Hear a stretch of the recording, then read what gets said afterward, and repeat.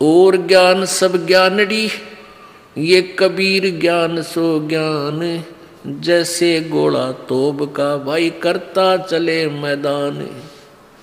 और ज्ञान सब ज्ञानड़ी, और कबीर जी का ज्ञान ये तत्व ज्ञान है, ये ज्ञान सो ज्ञान, ये ज्ञान है वास्तविक। और इसमें इतनी शक्ति है जैसे तोब का गोला बड़े बड़े किलों को भी तोड़ फोड़ मैदान बना देता है। ऐसे इन काल के दूतों के नकली किले जो इन्होंने पंथ बना रखे हैं, ये परमात्मा का ज्ञान रूपी गोला उन पर गिरेगा और वो तैस नैस हो जाएंगे। ये थोड़ा ही समय शेष है। अब प्रसंग चल रहा है कि परमात्मा कबीर जी स्वयं आकर के अपना वास्तविक ज्ञान हमें बताते हैं, जिस कारण से वो दयालु परमात्मा हमें अपने ज्ञान से अपने साथ लगा करके सतलोक ले जाते हैं। परमेश्वर कबीर जी चारों युगों में आते हैं। सतयुग में सत्सुकृत नाम से, त्रेता में मुनिंदर नाम से, द्वापर में करुणामय नाम से, और कलयुग में अपने यथार्थ नाम से आते हैं, कबीर नाम से।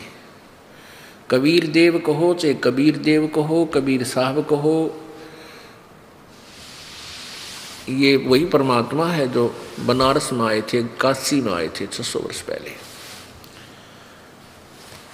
पुण्यात्माओं, हमने सबसे पहले ये देखना है कि परमात्मा कैसा है और कौन है, उसके वो कहाँ रहता है और उसके पाने की विधि क्या है। जब हमारे ये चारों प्रश्न हल हो जाएंगे फिर परमात्मा पाना तो बहुत आसान है। हम विश्वास नहीं कर पा रहे हैं कि जो दास ज्ञान बता रहा है, ये दास रामपाल दास, कि ये ठीक बोल रहा है, क्योंकि हमने पहले सारा लोकवेद सुना हुआ है। लोकवेद क्या होता है? सुना सुनाया ज्ञान है। परमेश्वर कहते हैं, पीछे लग गया जाऊं था मैं लोकवेद के साथ, रस्ते में सतगुरु मिले भाई दीपक दे दिया हाथ। पीछे लग गया जाऊं था मैं लोकवेद के साथ। लोकवेद माने सुना सुनाया ज्ञान। सुना सुनाया ज्ञान क्या है? माता दोगले वहाँ गुड़गामा वाली पे बलि चढ़वा दे, वहाँ पर ऐसे जाप कर ले, वहाँ धागा बांध जाओ की कर गए जांडी गए, सोमवार का व्रत कर लो, हरे राम राधे कृष्ण सीताराम राधे राधे श्याम मिला दे, ये मंत्र जाप कर लो। ओम ओम तत्सत, हरि ओम तत्सत, या ओम भूर्भुवः स्वः, इसमें पढ़े जाओ बार बार।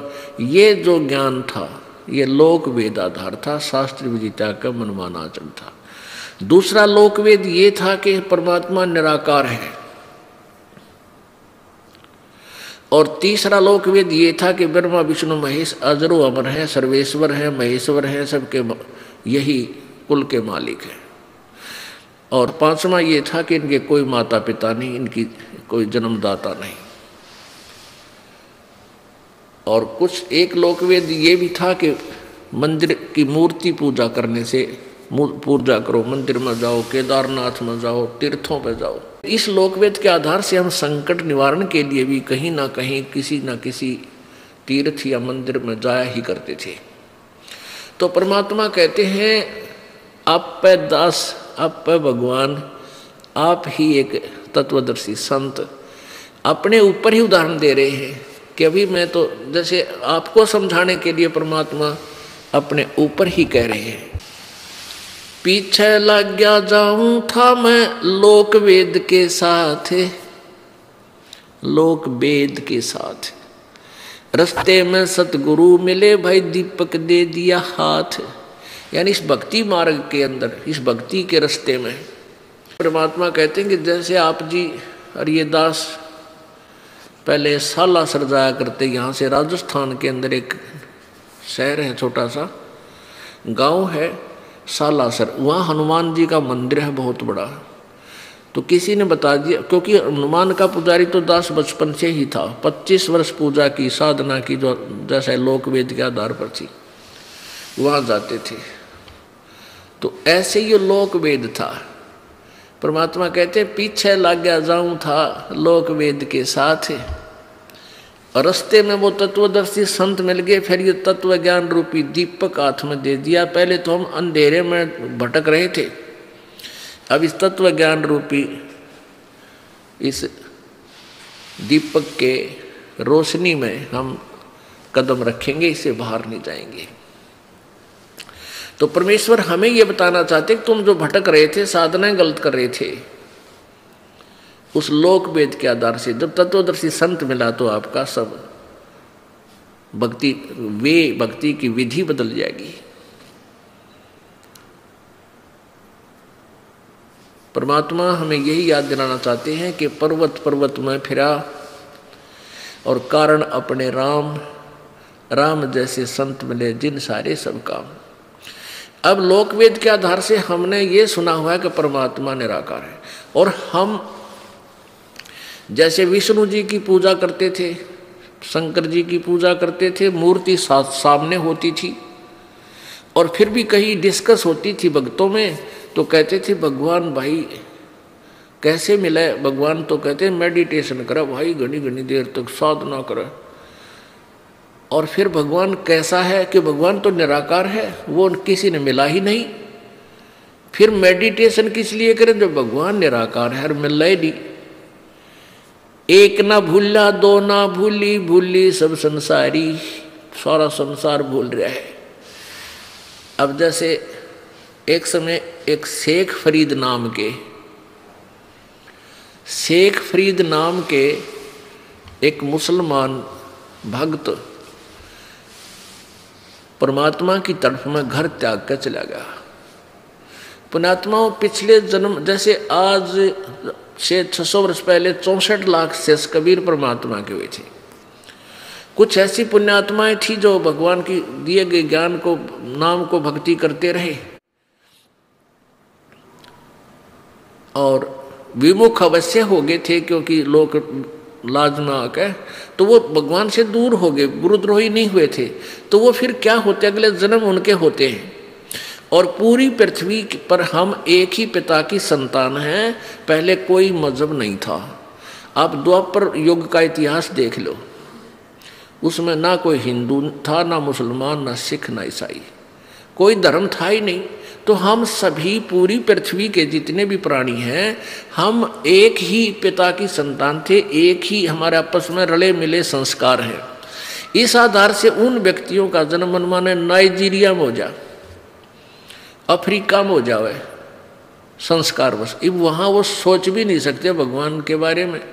खावा मांस का अचार बोलना बिरानी भाषा किसी उन्हें फिर समझावा कि ऊपर वहाँ जाके, तो ऐसे बात बिगड़ती रहती है। तो इस शेख फरीद जी पिछले पुण्यकर्मी प्राणी था और बचपन से इसमें मालिक कहते हैं जो जन मेरी शरण है, कबीर भगवान कहते हैं, ताका हूँ मैं दास और गेल गेल लाग्या फिरूं जब लग धरती आकाश। जो बच्चा गऊ की नजर में न्यू साईं को संत और भक्तों के पीछे फिरे वो भगत वत्सल भगवंत। शेख फरीद जी छोटे से थे, 4-5 वर्ष के, और शरारती गणे थे वह।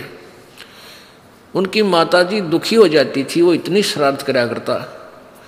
उसने सोची कैसे तो ना इसको सेट करूं। पहले पढ़ाई पढ़ाई तो है नहीं करती, आजकल की तो माताएं भेज दें काख में देकर थैला भेज दें, सुबह शाम ना हो बालक, वो टीचर आप खिलाएं जाए, आप रखें वहाँ पर, छोटे छोटों को भेज देते।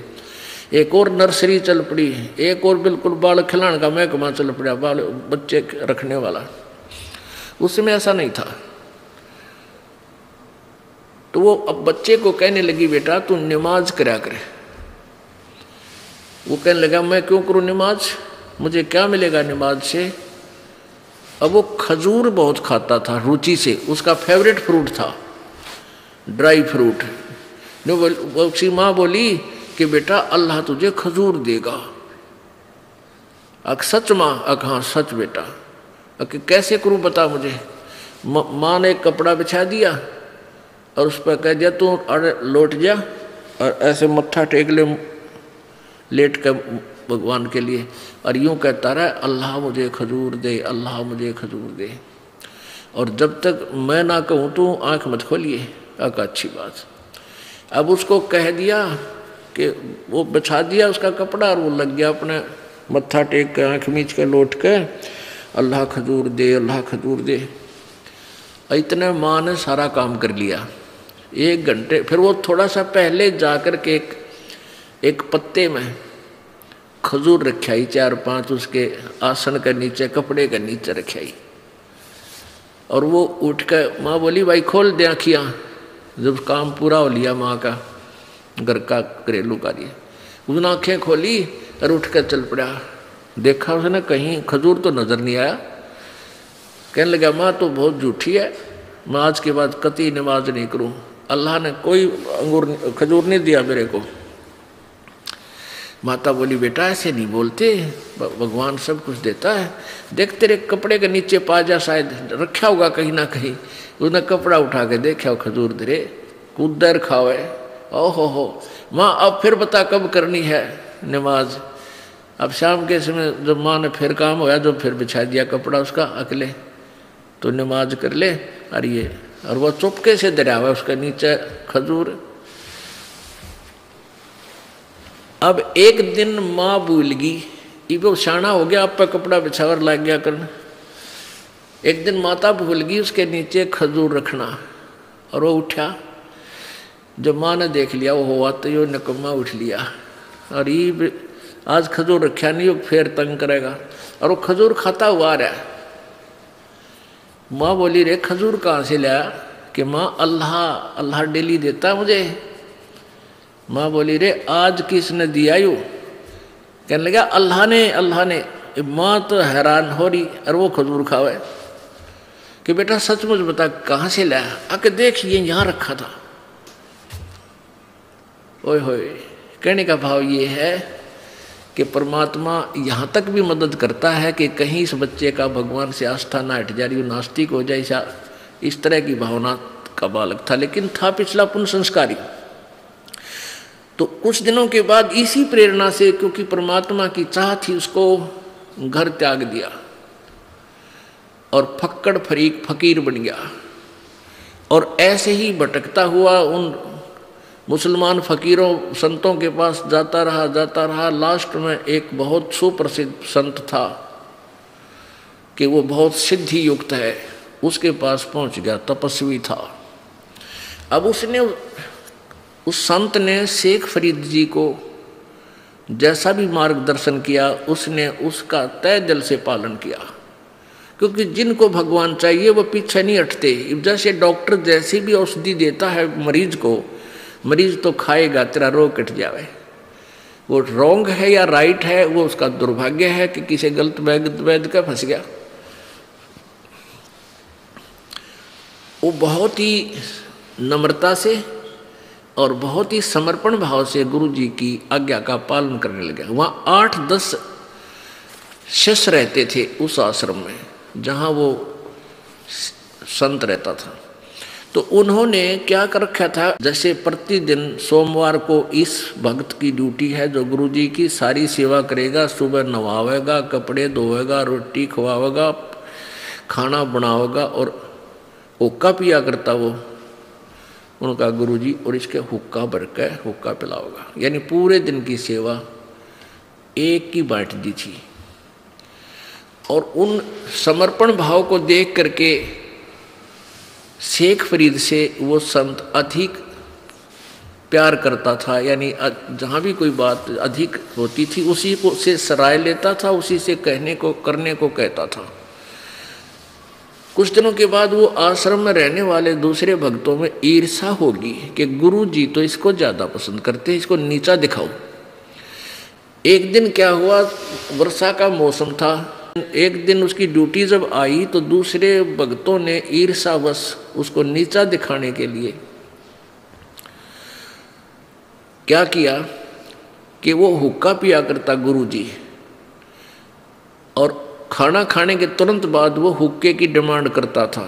जब 2 मिनट लेट हो जाता सेवक डंडा रखा करता उसको, पहले तो 5-4 डंडे ठोकता, इतना क्रोधी था।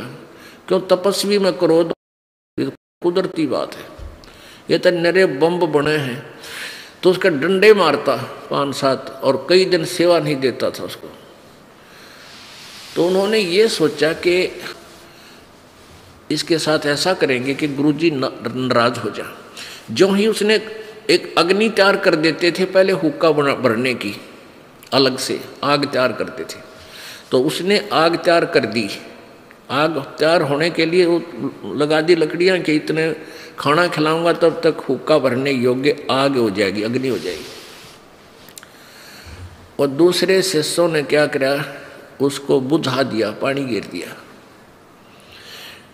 अब शेख फरीद तो खाना खुना खिलाकर निश्चिंत आराम से फिर हुक्का की चिलम लेकर चला। देखा तो वहाँ तो आग नहीं भाई।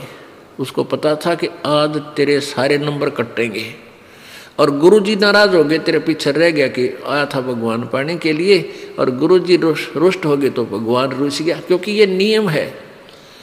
और श्रद्धालु फिर जिसने भगवान चाहिए वो अपना परमात्मा भी कहते हैं, हरि रूठे गुरु ठोड़ है, गुरु रूठे नहीं ठोर है। उसने देखा भैया तो बात बिगड़ गई। उसको ये नहीं था कि किसी तेरे मित्र ने साथी ने ऐसा कर दिया। उन्होंने सोची वर्षा का मौसम है और आग खराब होगी, सलगी को नहीं बनी नहीं। तो वो सामने 1 किलोमीटर की दूरी पर गांव था, वहाँ धुआं उठ रहा था। एक घर में चलम हाथ में लेकर स्पीड खींच दी, दौड़ खूब दौड़ लगा दी और दौड़ा दौड़ा वहाँ गया। एक माई जो थी वो अग्नि जलावे थी, फूंक मारे थी, आंखें लाल हो रही उसकी धुएं में, और वो कभी जलर कभी बुझ जा। कुछ गिल्ली लकड़ियाँ रोटी खाना तैयार करे थी। वो जाके कहने लगा, माई अग्नि दे दे। वह पहले फू करेगी, को ना सुनी, धुएं में दुखी हो रही। नो बोली आग न्यो ना बनती, आँख फुड़वा ले, आँख फुड़वा का आग बनती है। तो ने बोला, माई कौन सी आँख फुड़वाऊँ, दाई आँख फोड़ ले। वह थी ने कमी हुई कह दिया उसने, सो गुस्से में हो रही थी। उसने चमटा देगा दाई आँख में और आँख बाहर काट के गिर दी। ले भाई मैंने आग दे दे। अब उस माई ने देखा कि बाबा जी ने तो सचमुच आँख काट दी, वह डर गई। अगिन के गुरु जी तो बहुत सिद्धि वाले हैं और तेरे कारण इनकी शिष्य की आँख फूट गई, तेरा नाश करेगा। ने बोले, भगत जी धर लो जल्दी से आग ले जा। अब वो धर के आग चलम पे फिर बाज लिया। अब गुरुजी ने पहली आवाज लाई रहा शेख फरीद ना बोला, दूरी पे था। दूसरी लाई, तीसरी लाई रहा कित मर गया तू, इतने में पहुंच गया। आ गया गुरुजी आगे, और उस पर जो आंख निकाली थी खून बहा था, उसके ऊपर ऐसे कपड़ा बांध लिया, ऐसा टेढ़ा एक आंख पर के। और शाम का समय था। वो गुरुजी पी का होकर पढ़ कर सो जाया करता, रात में उठ कर अपना तपस्या करता था। अंधेरा सा हो रहा था और जाके गया, आ गया गुरुजी आ गया। अरे क्या हो गया था गुरुजी, वर्षा का मौसम था, यहाँ आग बनी को नहीं, यंगनगर से लाया हूँ भाग के दौड़ के, थोड़ी सी देर होगी, अक्षमा करना। कोई बात ना बेटा। बोला, अरे ये कपड़ा सा के बांध रहा है तू। कुछ ना गुरुजी, कुछ ना गुरुजी, ऐसे ऐसे नु कह टाल गया। अब गुरुजी का नींद का नशा हो रहा था, पी का वो उकड़ा और तो सो गया। अब सुबेरे वह माई आई, उठ कर अक्षमा याचना करके आती हूँ उनके गुरुजी से, मेरे पर गलती होगी। वो महाराज जी के पास आकर बोली, महाराज जी माफ़ कर दो, मेरे से गलती होगी, आपका बच्चा गया था और मैं दुखी हो रही थी, धूम से आंखें अग्नि जलाना चाहूँ थी, जला नहीं थी और मैंने ध्यान दिया नहीं, वैसे क्रोध में कह दिया, आग जमने लगी, जब आँख फूट जा। ये नहीं बोला, कौन सी, आपका चेला बोला कि कौन सी आँख फोड़ूँ माई, मैंने तो वैसे ही कह दिया, दाई आँख फोड़ दे। इसने दाई आँख काट के मेरा आगे धर दी, मैं तो महापापण हूँ, अक्षमा कर दो। अब गुरुजी सोचा क्या कह रही है यार, उसको पता नहीं है क्या क्या बात होगी। उस शेख फरीद बुलाया, अरे क्या बात है बेटा इधर आ। तो माई कह रही थी, आपके बच्चे की यह आँख ले, वो कपड़ पर धर लाई ढक्कन पर, यह आँख ले लो, यह आँख काट के धर दी। तो वो गुरुजी बोला, अरे क्या हो गया बेटा। कुछ नहीं गुरुजी, आँख भी आपकी, शीश भी आपका। शेख फरीद कहे, गुरुजी बोला, खोल इस पट्टी ने। पट्टी खोली तो आंख साबित पाई, पूरी होगी उस गुरु जी के यानी सिद्धि शक्ति से, लेकिन वो थोड़ी सी छोटी होगी पहले वाली से। ये प्रमाण रहे कि इनके गुरु जी में इतनी शक्ति है कि आंख भी इसने ठीक कर दी। अब पुण्यात्माओं, इस कथा का निष्कर्ष ये है, चलेगा भी आगे, कि वो गुरु इतने सिद्धि युक्त थे जिसने आंख भी ठीक कर दी, ओके कर दी। और वहां नगर में इस बात का तहलका मच गया कि भाई से महापुरुष आ रहे हैं। ओ क्या बात कही। परमात्मा कहते हैं ये ऐसी जो क्रियाएं हैं 8 सिद्धियों के तहत होती हैं, और ये 8 सिद्धि किसी के पास हो और ये सतनाम नहीं है तो भी वो गधा बनेगा, वो गुरु भी और उसके चेले भी। अब यहाँ निष्कर्ष देखना क्या समझाना चाहता है ये दास कि इन ऐसी क्रिया ऐसे चमत्कारों को देखकर हम इन नकलियां के पीछे लगे हुए थे। अब क्या होता है कि कुछ दिन के बाद गुरु जी का देहांत हो गया, और वहाँ आपस में ये नकली लोग होते हैं उस संपत्ति के ऊपर प्रभुता के मारे आपस में झगड़ा करने लगे। वो परमानेंट शेष थे। तो शेख फरीद ने सोचा अपन भाई परमात्मा पाना है, गुरु जी ने बता रखा बेटा तपस्या कर घोर, क्योंकि जिसने जिसा बेरा उसी ही ज्ञान दे दिया, चेला फिर उसको आरूढ़ होगा क्योंकि गुरु जी ने कह रखा। तो घोर तपस्या करता हुआ उसने सोची भगवान पाना है, वह घोर तपस्या से मिलेगा, गुरु जी कह रहे। उसने अन्न खाना छोड़ दिया, सारा दिन में एक आध थोड़ा बहुत खावे अन्न, और फिर एक कुएं में उल्टा लटकन लग गया। अब कुएं में उल्टा लटक जाता था, पैर ऊपर बांध लिए रस्से के, यानी कोई वृक्ष के नीचे कुआं था, उस कुएं के उस पेड़ का रस्सी बांध के और नीचे उस कुएं में लटक जाता, और एक बार बाहर आ जाता, थोड़ी बहुत देर धूप दाप लगाता बाहर बैठ के ताजी हवा में। 12 वर्ष तक ऐसी क्रिया करता रहा, और अंत में इतना वीक शरीर हो गया, कमजोर हो गया कि मांस कहीं शरीर पर नहीं, अस्थि पिंजर रह गया, हार्ड दिखाई दे, और लेटा हुआ था बाहर ऐसे। इतने में कौवे आ गए, उन्होंने सोचा ये मानस मर गया, व्यक्ति मर चुका है, और इस पर शरीर पर तो कितना मांस है कोई नहीं, इसकी आंख निकाल लिया, ये खावांगे। माथे पाकर बैठ गए वह। तब शेख फरीद ने कहा कि हे भाई कव्यो, मेरी आंख मत खाओ, मेरे शरीर पर मांस कहीं भी तुम्हें मिला वो मांस खा लो, मेरी आंख छोड़ दो, हो सकता है मुझे परमात्मा दर्शन दे दे। यूं कह के रोने लग गया, और वो आवाज सुनी तो वो कौवे उड़ गए कि तो आदमी जीव है।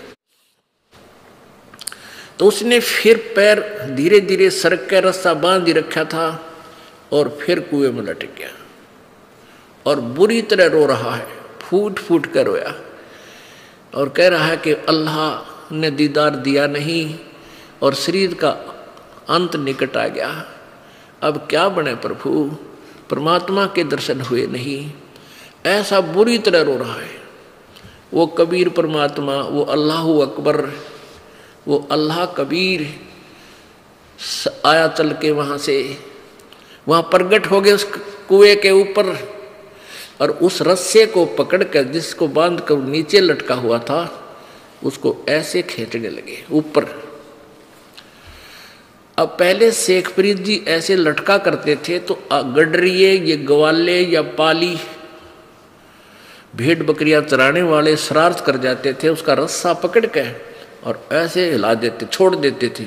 शेख फरीद कदे इधर लगा कुएं का जाकर, कभी इधर लगता था, कभी ऐसे करके अपनी जान बचाता था बेचारा। तो उसने सोचा आज फिर कोई शरारती आ गया, अरे इसने तो बाहर निकाल लिया, ये भी वो कूटा छेती करेगा।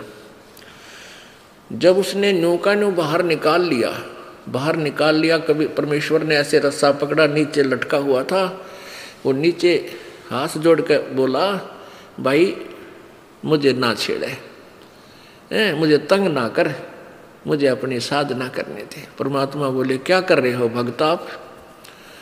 भाई मैं परमात्मा पाने के लिए साधना कर रहा हूं। परमेश्वर ने कहा भी परमात्मा कैसा है? परमात्मा कैसा है? अल्लाह कैसा है? शेख फरीद कहता वो तो बेचून है, वो तो निराकार है। परमात्मा बोले रहा जो निराकार है तो उसने देखेगा क्यों कर तुम? अब भले आदमी कह रहा हर कर क्या रहा है। परमात्मा के दर्शनार्थ अल्लाह के दीदार के लिए तो तू पाँव पीट रहा, ये सब प्रयत्न कर रहा, और फिर तो अल्लाह तो निराकार है, फिर तो देखेगा टट्टू। तुम बता, जो दिखने का है ही नहीं तू देखेगा के? ये था लोकवेद कि लोकवेद से सुनते रहे निराकार साधना कर उसने देखने की। कदम मेडिटेशन कर रहा है कोई किस तपस्या से उसको देखना चाह रहे हैं, प्राप्त करना चाह रहे हैं। अब कहते हैं ज्ञान कार गाम का तो चमका ऐसा लग गया करे। इतनी बात मैं समझ गया रे तेरा गजब हो। और फिर परमात्मा खड़े, काल की बुद्धि हटकी वहां से। कबीर परमेश्वर विद्यमान थे वहां पे, तो एकदम बुद्धि ने काम करा रहा सच्चे तेरा गजब हो। एक तरफ तो हम उसने बेचून का वहां निराकार है, और फिर उसे देखने के लिए शरीर नष्ट करने लग रहे। पैर पकड़ दिया उसने, न्यू का न्यू नीचे के नीचे लटके हुए ने कबीर परमेश्वर के चरण पकड़ लिए। उसने ये सोचा कि ये अल्लाह नहीं है तो अल्लाह का जानकार खास है, बाखबर है। कहने लगा भाई भैया आपकी बात हे महात्मा बहुत दम रखती है, बहुत वजन है। मेरी तो आपने चौंध तोड़ दी, अज्ञान हटा दिया। फिर उस कैसा है परमात्मा? प्रभु ने कहा परमात्मा मैं ही परमात्मा हूं, मैं तेरे सामने खड़ा हूं। हाँ, जब उसने कहा था पहले यही प्रसंग हुआ था, थोड़ा सा गलत हो गया। परमेश्वर ने कहा था कि शेख फरीद तू क्या कर रहा है यहाँ पर? क्या कर रहे हो भाई आप साधक? कि मैं परमात्मा के दर्शनार्थ दीदार के लिए साधना कर रहा हूँ। तो कबीर परमात्मा ने कहा था मैं हूँ वो अल्लाह अकबर, मैं अल्लाह अकबर हूँ। तो उसने कहा था भाई बकवाद ना करे तू, परमात्मा दिखाई नहीं देता, परमात्मा तो निराकार है। तो परमात्मा कबीर जी बोले फिर तू आड़ा धार ले है, जब निराकार है तो कोई इस खड्डे में लटक रहा है नालायक, तो देखेगा कैसे उस निराकार को तू? तब उसकी आंख खुली रहे तेरा गजब ये सचमुच निराकार का तू दीदार कैसे करेगा? बता मुझे कौन सी विधि है तेरे पास? हाँ ये तो बात ठीक है, निराकार तो दिखा ही नहीं, फिर क्यों डले डोरा? तब उसने पैर पकड़ दिया कि मुझे एक रास्ता बता दे। परमात्मा बोले आजा मैं तुझे विधि बताऊंगा, उस विधि से प्रभु प्राप्ति होगी। पुण्यात्माओं हम इस लोक वेद के आधार से अटके हुए थे, किसी के पास कोई ज्ञान नहीं था, सभी परमात्मा की तरफ में लगे हुए थे। अब परमेश्वर ने बताया कि जो कुरान शरीफ में आपकी कुरान शरीफ में लिखा है कि वो परमात्मा साकार है, क्योंकि इंसान का जब तक विश्वास दृढ़ नहीं होगा वो भक्ति नहीं कर सकता। अब कुरान शरीफ को तो मुसलमान धर्म के ये जो है ना फकीर लोग कंठस्थ याद किए हुए होते हैं। तो परमात्मा ने बताया कि सूरत फुरकानी 25 आयत नंबर 52 से 59 तक ऐसे ऐसे ऐसे लिखा है। वो कहने लगा हाँ हाँ हाँ हाँ बिल्कुल बिल्कुल ऐसे लिखा है। तो फिर उसकी बाखबर किसी उस पूर्ण परमात्मा ने 6 दिन में सृष्टि रची और 7वें दिन तख्त पर जा बैठा। तो निराकार हुआ कि साकार? निराकार का उस तख्त पे के बैठे जो बेचून है। तो कहने लगे हाँ ऐसा ही लिखा है। तो पुण्यात्मा आपको वो पवित्र कुरान शरीफ से आपका साक्षात्कार कराते हैं। ये देखिएगा पवित्र कुरान शरीफ इसके विषय में लिखा है, यह वह इलामी किताब है, यह वह किताब है जिसमें कोई संदेह की गुंजाइश नहीं, कोई संदेह नहीं। यानी इसमें जो लिखा है मुसलमान धर्म कहते हैं हमें यह फाइनल है। ये इसका नंद कुमार अवस्थी ये रूपांतरकार है।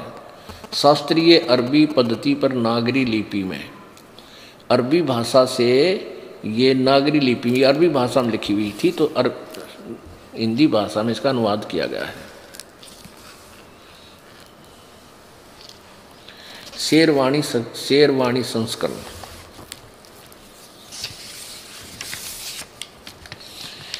ये वह इल्हामी किताब है, ये इसका अरबी भाषा है। जालिकल किताबु ला रैब एल ससाफी जय, यह वह इल्हामी किताब है जिसमें कोई संदेह की गुंजाइश नहीं। ये है असानुवाद टिप्पण शास्त्रीय अरबी पद्धति पर नागरी लिपि में, शेरवाणी संस्करण। प्रकाशक है लखनऊ किताब घर, मौसम बाग, सीतापुर रोड, लखनऊ। ये यहाँ से छपी है। यह है सूरतुल फुरकानी 25, पृष्ठ नंबर, ये कुरान शरीफ है, पृष्ठ नंबर 604 पे नीचे देखेंगे। ये तो है उर्दू भाषा, अरबी भाषा उर्दू में, लिपि उर्दू है, भाषा अरबी है यहाँ। और इसका ये अनुवाद अरबी एज इट इज इन्होंने लिखी, इसका ये अरबी भाषा ऐसी है और ये ऐसी नीचे देखना। और फिर इधर इन्होंने इसका अनुवाद किया है हिंदी में। देखिए कितनी मेहनत की गई है। ये उर्दू भाषा में लिखी हुई थी और अरबी भाषा उर्दू लिपि में, और फिर इनको हिंदी लिपि में एज इट इज अरबी में लिखा। इसके बाद फिर इसका इन्होंने यहाँ अनुवाद किया हिंदी में। बहुत मेहनत की। तो हम ये तो है अरबी भाषा। देखो ये 52वीं आयत देखेंगे, इसमें कबीर शब्द है, कबीर। ये कबीरन, इसको कबीर कहो, कबीरा कहो, कबीरन कहो। पहले ये निर्णय देते हैं आपको। ये तो आपने कुरान शरीफ देखा, ये कुरान मजीद है, यानी रूपांतर भाषांतर करते समय फर्क किया जा सकता है। कबीर, कबीरन, खबीरा। अब देखो ये कुरान मजीद है, जो उसमें विवरण सेम टू सेम है, अक्षर का भी अंतर नहीं है। ये देखो कुरान मजीद है, कुरान मजीद। मैं अरबी मतन, ऑफिस प्रकाशक है ऑफिस बुक डिपो 422 मटिया महल, जामा मस्जिद, दिल्ली 6। कुरान मजीद हिंदी तर्जुमा यानी अनुवाद मौलाना फ़तेह मोहम्मद खान साहिब जालंधरी। तसही मौलाना अब्दुल मजीद मरसर साहिब। प्रकाशक है Farid book depot private limited, नई दिल्ली। इतना इसमें ये वही सूरत फुरकानी है, ये सूरतुल फुरकानी, सुरतुल ये सूरत बोलते हैं, सूरतुल फुरकानी 25। इसमें प्रश्न नंबर है 576। और यहाँ देखो इसमें वही है जो का त्यों, कोई अंतर नहीं है। यहाँ हम नीचे आएंगे। ये कबीरा शब्द है 52वीं आयत में। ये क्या है? 52वीं आयत है, फला तुतियल काफिरन व जाहिदुम बीही जिहादन कबीरा। उन्होंने उस कुरान शरीफ में कबीर लिखा है, इसने इसको अरबी भाषा को हिंदी लिपि में लिखते समय कबीरा लिख दिया। कबीरन कहो, कबीरा कहो, खबीरा कहो, ये वही परमात्मा। अच्छा इसमें ये कबीरन शब्द है। और फिर देखिए आयत नंबर 57 में 58 में, ये 57 खत्म हुई 58 में, इसमें खबीरा इवादी ही कबीरा, इवाद ही माने पूजा के योग, कबीरा माने कबीर परमात्मा। खबीरा कहो चाहे कबीरा। 59 में भी खबीरा।